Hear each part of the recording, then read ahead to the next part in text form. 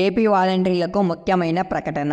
రాజకీయ స్వార్థాల కోసం తమ జీవితాలతో చెలగాటమాడొద్దని, వాలంటీర్లకు న్యాయం చెయ్యాలని సిపిఐ రాష్ట్ర కార్యవర్గ సభ్యులు, ఆంధ్రప్రదేశ్ వాలంటీర్ అసోసియేషన్ గౌరవ అధ్యక్షుడు ఈశ్వరయ్య, అఖిల భారత యువజన సమాఖ్య ఏవైఎఫ్ రాష్ట్ర కార్యదర్శి, ఏపీ వాలంటీర్ అసోసియేషన్ రాష్ట్ర కార్యదర్శి నక్కి లెనిన్ బాబు ప్రభుత్వాన్ని కోరారు. ఆంధ్రప్రదేశ్ వాలంటీర్ అసోసియేషన్ ఆధ్వర్యంలో సోమవారం నిర్వహించిన వాలంటీర్ సమావేశంలో 28న జరగనున్నటువంటి రాష్ట్ర మంత్రివర్గ సమావేశంలో వాలంటీర్లకు ఉద్యోగ భద్రత కల్పిస్తూ ప్రకటన విడుదల చేయాలని ప్రభుత్వాన్ని కోరారు. వాలంటీర్లకు 10,000 వేతనం ఇస్తామన్న వాగ్దానాన్ని తక్షణమే అమలు చేయాలని, 2-3 నెలలుగా నిలిచిపోయిన జీతభత్య బకాయిలను విడుదల చేయాలని డిమాండ్ చేశారు. ఎన్నికల సమయంలో లక్షల మందికి పైగా వాలంటీర్లు రాజీనామా చేశారని, వాటిని బలవంతపు రాజీనామాగా పరిగణలోకి తీసుకుని తక్షణమే వారిని విధుల్లోకి తీసుకోవాలని కోరారు. ఈ మేరకు సీఎం చంద్రబాబు, ఉప ముఖ్యమంత్రి పవన్ కళ్యాణ్, మంత్రులు నారాయణ, డోలబాల వీరాంజనేయ స్వామి, చీఫ్ సెక్రటరీ, పురపాలక, పంచాయతీ, సాంఘిక సంక్షేమ శాఖల